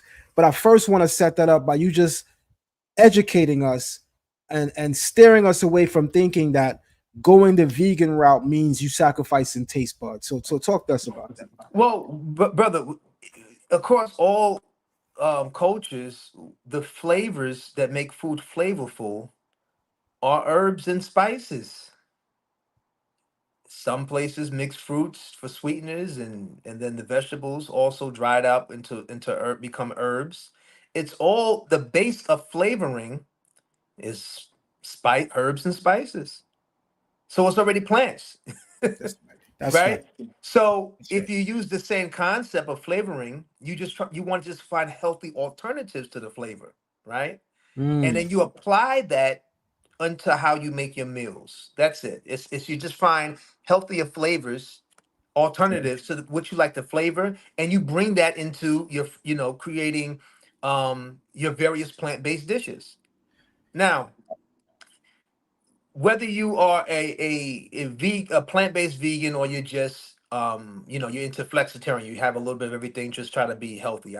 I think, even though I was born and raised vegan, I tend to coach brothers and sisters really who are not necessarily vegans or vegetarians, mainly people that are in transition, and so I try to Okay. encourage them.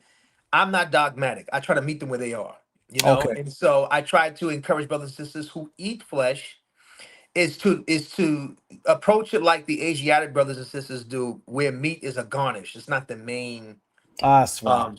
right? That's It's a right. garnish, right? And the majority of their nutrition should come from their fruits and vegetables. And finding also, even though they may eat flesh, they're all you can there are so many alternatives to that that's not soy that you can have, that will allow you to also sustain yourself from the protein and amino acid side, right? And so just really educating brothers and sisters on having whole meals, and like I said, also making sure they're doing the proper movement, because the body needs to move, the joints need to move, and finding ways to create a hydration schedule that they can honor. It's really about creating a balance in your day-to-day, brothers on Lex, creating that Right. balance and systemizing it, and adjusting it to what works for you, Oh yeah. right? And so if you're into flavorings and stuff, go into the flavors that are not really laced with high sodium and high sugars, right? You could just start there. You know what I'm saying? How can I really look at, re-envision, instead of maybe idolized table salt, maybe I can have some pink Himalayan salt as an There you alternative go. to that, Even I had to right? switch. Yeah. Yeah, and maybe some agave, as opposed to having the high fructose corn syrup, what I'm saying, or the what I call the sugar crack, because the processed white sugar, although it comes from sugar cane in its natural source, when you heat it up, that's what makes it sugar. It becomes an addictive substance, right? So just finding the things you like, but finding better quality. See, the Most High created a quality human vehicle called this body. This is the first Yes. temple, shrine, mosque, cathedral, our bodies. This is what the Most High fashioned. That's a So fact. we should have the highest quality. So you brothers and sisters, look at your current menu and start to research. What are the 3 to 5 things that you always gravitate to? And I will challenge you, start researching the better alternatives to that which you like. Mm, Why? Because you have a sacred vehicle that needs high quality fuel to allow you to function at a high quality. That's right. So it's not That's right. about me being dogmatic, right? You can Right. learn. I like to share my vegan journey to encourage you that you can operate outside the system of indoctrination. Like you only have to Right. have these meals to sustain yourself. What I'm saying, brothers and sisters, find out what you like. In my book, The Holistic Remedy, I talk to the meat eating brothers and sisters, and I say, hey, you know, um, I don't eat flesh, but for those that do, instead of maybe fried food, frying your chicken, maybe Right. bake it, right? And having a smaller portion, right? And make the vegetables and the grains be of more plentiful portion, right? And so Right. just teaching other holistic ways to encourage people to navigate where they may be.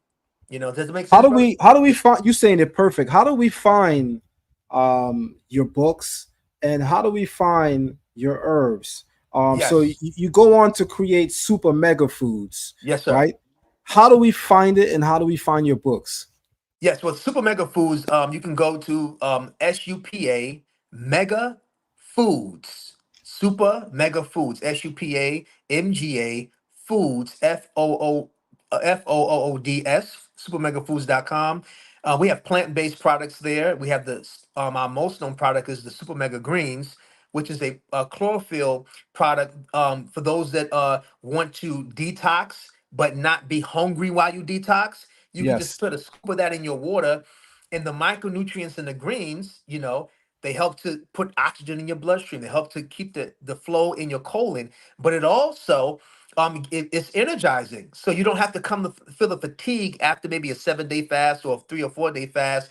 And what happens is people, brother Zion, they'll overeat when they come from a fast because Yes. they're trying to eat from the day psychologically what they miss. I'm guilty When of you it. when you Yes. when you supplement with the greens, those micronutrients allow you to transition smoothly from the fast because your body's not signaling that you're hungry, because Okay. the micronutrients in the greens are so rich and so oxygenated, Phil, your body, even though it's in a liquid state, is being sustained. So those are one of the premier products we have on the site, supermegafoods.com. For our family here at Zion Lex's channel, you can get a 20% discount off of our whole entire store. You could just enter Amazing. Super 20 at checkout, like capital SUPA, all caps, Super 20. And you put that on the checkout, and the family that have support our brother Zion Lex, you get 20% off. I My really books are appreciate all it. available on Amazon. The one with the wellness I was telling you about is the Holistic Remedy. This has over 200 plant-based remedies and food options that brothers and sisters, whether you are plant-based vegan or not, that you can begin to be educated on and begin to infuse for not only yourself, but your children as well. And so this is called the Holistic Remedy, right? And my current book, it's called Man Heal Thyself. I partnered with my mother. We co-authored this together. Man Heal Thyself: The Wellness Warrior's Journey to Self Mastery. And this is my current ministry that I'm into. My dear brother Zion Lex. Really helping our men, giving our brothers the support holistically where they may be in their lives, regardless of their religious background, with their social political background, giving men the holistic wellness tools so they can be fired up about their self-care, because it's my meditation that when more men are taking care of themselves, right, they can be a Mhm. better service to their women, their children, and what they're called to do in their world, right? A lot of our men are suffering in silence, even with all the money and all of the acclaim and Oh fame. yeah. A lot of our men have not processed childhood trauma properly, um, have self-esteem issues, have poor eating habits, not doing any movement meditation, any exercise, and they don't have a holistic way that they are applying their lives. So this book aims to encourage brothers and give them the tools and help to meet them where they may be at currently, and help them create a pathway of wellness to restore themselves, so not only can they can serve themselves in their wellness, but they can be a better service to their friends, their family, and their works in the world. And so both books are available on Amazon. Thank you so much for that. On the topic of that book, keep that book close for a second. Yes, sir. One of the things that your father, Baba Heru, has helped to inspire me on is the ability to look at Kemet for its organic truth by examining the language and the culture. And so when I began to look at the language and actually learn Medu Neter, me and your dad will get on the phone. He'll tell you, and we talk for hours. He'd Yeah. ask me, "What's the Hebrew word for this?" And Yeah. I'll ask him, "What's the Medu Neter word for that?" And Yeah. so, building my vocabulary with hieroglyphs and Medu Neter now, I come across a writing online that Mm. says, "Above all things, man, know thyself." Right at the entrance to every major temple in Kemet, there's a sign in Medu Neter that reads, "Man, know Woo. thyself." Come on, And let's go. so, just by looking at the cover of your book, that spoke to me because to know yourself, to be in harmony with yourself, is not even possible if we don't have healing of self. That's Mm. why the title for your book is such a remarkable title in light of that ancient Egyptian wisdom system. So I wanted to ask you, in what way, if any, did that feature in Egypt inspire your title? I mean, that's like you said, in its organic state, that was how the Commissions practiced to live in ma'at, live in harmony, live in balance, and understanding that they were stewards of the sacred word, and they were the human host of how the Most High moved through them.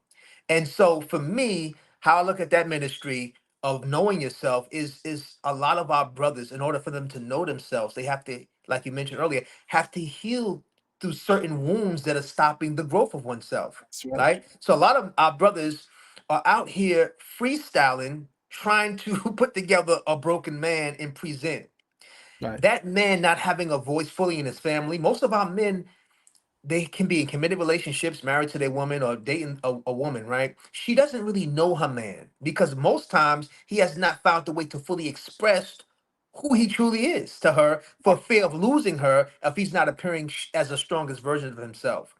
So a lot of us men are moving around life trying to figure this signal out. And and the challenge has become, in order to know myself, right? I must be willing to do the work to face my shadows, as some people say, face your demons, face Right. that, you know, and go through those dark memories and those paradigms, and truly shift. And first, brothers, listen to this. Forgive yourself. Mm, A lot of our brothers are mad at dad. We still mad at dad. We mad at moms. We have not forget. Some brothers have faced, unfortunately, some brothers have went through the molestation and rape, and they have not told nobody, but they still have not forgiven themselves, maybe for not being as strong as they could have been in those moments of distress, whether it be stress, whether it be abandonment from a parent, a suppressed voice, sexual molestation.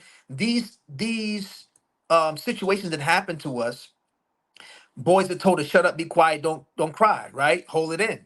So when you a 5-year old going through trauma, 10-year-old, 20-year-old, all of this trauma is building up in these amazing men. But these amazing men, they start families, create children, right? Out here moving and shaking, but still he's not feeling whole and complete in himself. So mm, the Most High has put me on charge to charge the brothers up with the what I call no excuse wellness. mm. Our men deserve the attention to themselves. That's right. Talk to We us. must, as father time, moving further through time, nothing works unless we work, That's right. right? And so the quality and the productivity of our relationships reflect the work that we do to ourselves. And Brother Zion Lex, my charge to the men is we have to make sacred time for ourselves.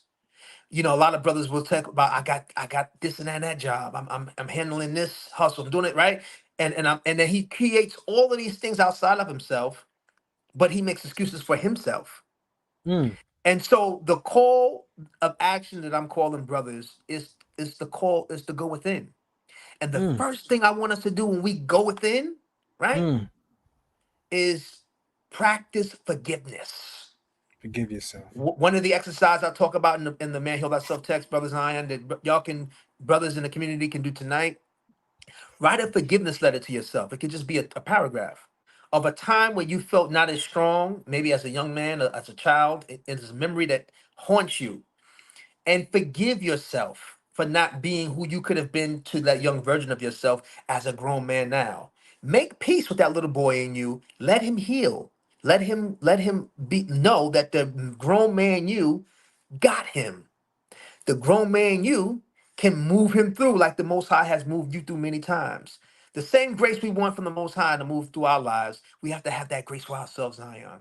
Right? And This so is this so is why I'm powerful. telling our brothers, write that forgiveness letter. Forgive dad. Forgive mom. They did at the moment getting you here, they did the best that was given That they unto could. them. Come on. Right? So you have the ability to avenge the resilience in your family, right? You have the ability to be the best of both worlds of your mother and father, to be the paradigm shift. And so, if any brothers take anything from this share that me and Brother Zion are doing this evening, write your forgiveness letter, face that shadow, right? And then let it go. That one ritual, Zion Lex, that shift will open that brother up to so much possibilities about himself. And then you create small rituals like that. Just challenge yourself to grow daily, along with your exercise, along with your nutrition, along Right. with your prayer meditation. All these things are necessary for you to be your supreme powerful self. But Mm, you must make sacred time for that. Brothers, you are worthy of the sacred time. Stop making excuses for your health and wellness, and create that time and space. And watch, not only the quality of you will shine, but the quality of how you communicate with your loved ones, your women, your children, and your work in the world will all excel. that is powerful, my brother. I mean, this has been an amazing, amazing interview and shared space, and I'm grateful for your acceptance here. I want you to close us out by telling us about your men's retreat. Right? We know that your mom, she has a retreat for women, and it's been very, very successful. There are a lot of people talking about it online. Your mother has been putting in work for decades upon decades. But again, I said earlier that one of the struggles for great people that come from greatness is you have these immense pillars in front of you, and where do you find your identity and how can you be seen? But here you came with the men's retreat. Close us out by talking to us about the men's retreat and ensuring us that this is a safe space for all faith-based people. You don't Absolutely. have to feel that because you're an Israelite, you can't go to Supernova's retreat, or because you God body, you Right. 5%, or you Muslim. Everybody, this is a men's retreat. This ain't the Absolutely. Israelite retreat. Right. Right. This ain't Right. the Kemetic retreat. Right. Right. This Right. is a call to men. Call to Talk to men. us and close us Yes. out by Yes. giving us your men's retreat. Tell us about that. It's yes, brother. Well, it's called the Man Heal Thyself Wellness Warriors Rites of Passage. It's for brothers 18 and up. To your point, we've had this spring. It's an online training, so you can attend it from all around the world. And it's a 12-week protocol. So we give brothers holistic wellness challenges that he Mhm. has to work on. Um, we meet twice a week, but every 7 days, he's giving another wellness group of wellness challenges that he must make time for. It's real powerful paradigm shifting because, to your point, we have brothers from all faiths. you know, we have brothers from all backgrounds. I mean, it's incredible because we have brothers from South Africa, Mm. Nigeria, brothers from India, brothers from New Zealand. We got brothers from Australia, all throughout the Europe and the intercontinental North and South America attend, and so it's profound because yes, it's a safe space religiously and whatever you believe. We tell brothers, bring all your power. Like, if Yahweh sent you, let's go. If Let's Allah go. sent you, let's go. In Go. turn sent you, let's go. We say we want the Most High and all of His names to be exalted through your action of That's your right. of your health and wellness. That's And so right. we take brothers through the various exercises, like I shared with you earlier, brother Zion, about doing the shadow work, writing the letters to yourself, forgiving, doing the wellness rituals around that, stacking your herbal tonics and really integrating, more understanding about herbs, and how do you really regiment your time to pour into yourself so you can pour into others. So it's a wonderful opportunity. Brothers and sisters can check more information about it at my mother's site, because we do it in correlation with the Queen of Four Wellness Institute, which you mentioned Excellent. earlier, that which she teaches the sisters, Sacred Woman, Yes. which is also all sisters from all backgrounds congregate Excellent. with that too. So as a matter of fact, one of our dear family, Hebrew Israelite family from Atlanta, that's our family out there, and they have been a really great partner with my mother in the Queen of Well Institute over the years, just supporting us and Wow. supporting what I'm doing with Man Heal Thyself. So definitely shalom to the family in Atlanta. But yeah, so we will welcome brothers and sisters to attend. The enrollment is open now. It's an online training. Like I said, it's a 12-week protocol inspired by Zion. We were talking about earlier about the tenets in the man heal thyself, and giving brothers, the wellness tools that he can begin to unlock and unblock himself to be the best version of himself. So y'all can go to queenafua.com. That's www.queenafua.com. Or you can just go to queenafua.com/. Man Heal Thyself program. And we're here. We're here doing the work, beloved brother. I'm so great. Thank you. So big shalom and protection to you in the village. Thank you for your support, family. I mean, just me and you being here, it to me is an ancestral healing of our beloved Hebrew warriors and our Commission warriors, because they were family. I mean, That's right. That's I right. tell people, I tell my Hebrew brothers all the time. I said, listen, if you was somewhere for 500 years, you're gonna have some family members. You damn sure gonna. And we know the ugly stories of it, but That's I'm right. pretty sure there That's were so right. many beautiful stories nobody ever talked about, Of course. between those family members, Of and course. so to me, like I said earlier, I call myself a Kemetic Hebrew, because I love my Hebrew family with all my heart. Even though I may come from the other side of that, I Right. still love y'all. I salute the Most High with y'all, We love you and too, and I brother. send We I love send a our other powerful side too. shalom to my family, and to me, like I said, brother Zion Lex, it's about all hands on deck, and my service. For those that don't know, I'm also an ex-military serviceman. I served as an infantry Combat veteran. Yeah. combat warrior, so I did that. But like I told you, the warrior class, I'm here once again serving my country, being with the G's, and now building with men of all faiths, with the tone of wellness, of getting men to a place where they feel resilient, they feel go from broken to whole, and they can be powerful men to their families, and men on vision. And that's what I'm here to do with Man Heal Thyself, as wellness warriors. We know we've been warriors to all the negative things, you know what I'm That's saying? right. But you can That's imagine right. being a wellness warrior for That's yourself, right. Come for your on. Come healing, and for on. your resilience. I Yeah. mean, that's how the Most High is moving through me, beloved. So Ashe, Shalom, Hotep, and thank you so much, brother Zion Lex. And let me just say to you and the family, thank you so much for your service to your people, okay, and being able to go through your rites of passage, and be right now for us a beacon, a voice of truth, of honesty. And again, I gotta salute you from the Kemetic side, the fact that our Hebrew brother, you was able to get into the Commission language, and understand the hieroglyphs, and understand the to inter, and unlock it and unblock it. That's a salute in itself, because so many brothers and sisters from the Commission faith, a lot of them follow you, and really appreciate the work you do, and how you even give insight where they may not be aware of how the language is manifested, throughout time immortal. So Right. I definitely want Right. to thank you for your service, beloved. Thank you so much, and shalom to you, and shalom Shabbat to the whole entire Shalom to you. Hebrew Hotep. family. Yes. Thank you so much, my brother. This will be one of many more to come. I'm going to have you on some panels. Next time I'm out in LA, I definitely will Yes, come and sir. see you. I'm actually looking forward to attending one of your retreats really, really soon, my brother. And I mean that from me to Ashe. you. So thank you Ashe, very beloved. much, brother. It's been an honor and Thank it's you, been a brother. pleasure. Wellness Warrior, salute to you. Where's Roy Peace. Salute, brother? Peace, brother. Ashe. All right. All right, family. I've been trying to tell y'all that with your support, we have been creating some amazing conversations for our community. Supernova Slum is a brother that I've been knowing for quite some time now. I want to say a little over 10 years. The conscious community is where we know each other from, but I know of him many, many more years. I have family members that actually have performed with him in terms of music. And his name certainly does ring bells in New York City. People know him, know him. He's known in the streets. He's known in more formal environments, and he's a really, really good brother.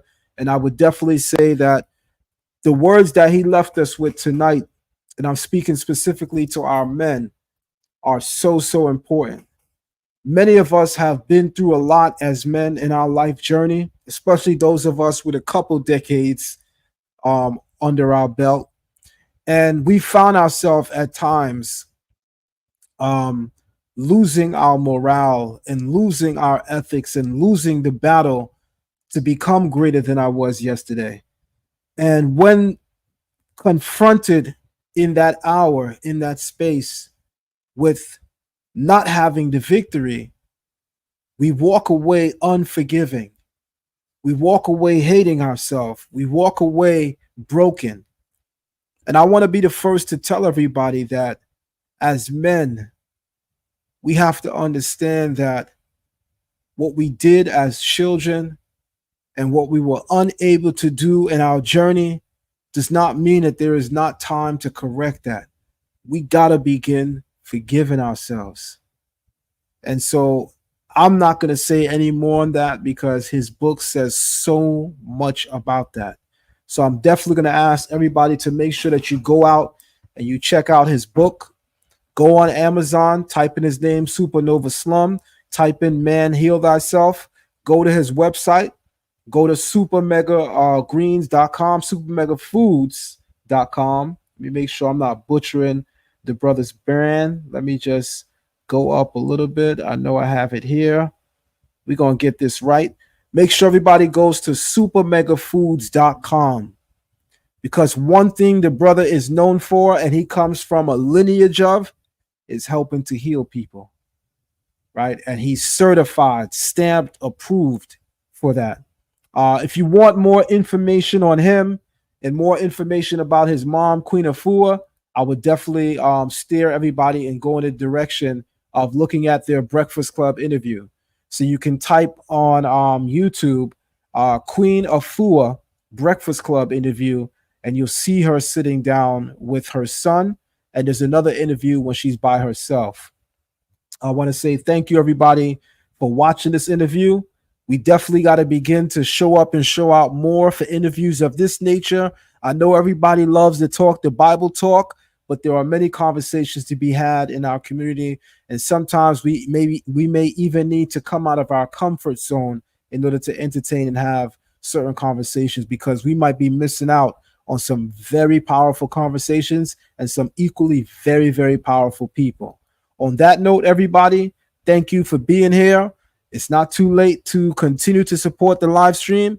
Thumb up the video before you leave. Share it. If you're not subscribed to Zion Lexx TV, make sure you're subscribed. Most importantly, hit that notification bell. If your heart should so move you, hit that donation. You can donate at Cash App, $Zion Lexx. You can donate at PayPal, zionlex@gmail.com. You can go to our website, zionlex.com. You can go to our online academy, patreon.com/learn Torah. And that's where the magic really be happening. On that note, everybody, thank you all for showing up and showing out. Peace. I am your brother, Zion Lexx. All right. It's your brother Zion Lexx. Sign up for our online academy, which is Learn Torah Hebrew Academy at patreon.com/Learn Torah. There are several classes that we offer. We offer a Biblical Hebrew 101 class for beginners. We have a Biblical Hebrew 102 class for people who are a little bit more advanced. We also have a weekly Torah class. We also have our Patriarchs of the Covenant course, our Matriarchs of the Covenant course, and a bi-weekly rabbinical course. All of these courses can be found on Patreon. Again, that's patreon.com/Learn Torah. You guys were definitely in for it. It's a very invasive class. All of our classes are deeply are invasive and very, very meticulous to the T when it comes to understanding the culture, the heritage, and the history of our ancient ancestors. So sign up for Biblical Hebrew at patreon.com/learn Torah. I am your brother, Zion Lexx. The way to whoever wrote those Hebrew writings was smarter than anybody we have ever met in our life. Why you say that? Because when I'm studying the writing, and they have what's called they have idioms. They have idioms, family. They have metaphors. They have epithets. Epithets is like, say, El is the God. So you'd have El Elyon. El Elyon would be probably, no, that's not a good example. But just different names of that same God would be an epithet of that God. They have epithets. They have idioms. Who does that if you're not intelligent? I know that, but I'm just saying they had some sort of numerology in there. When you see Zion going into the whole gematria stuff, that's later on. But they did have some sort of gematria in numeric, alphanumeric thing going. I'm saying this to everybody who is in Kemet. We know how great Kemet is, but whoever wrote the text, whoever wrote that Bible, is smart as a mother effer.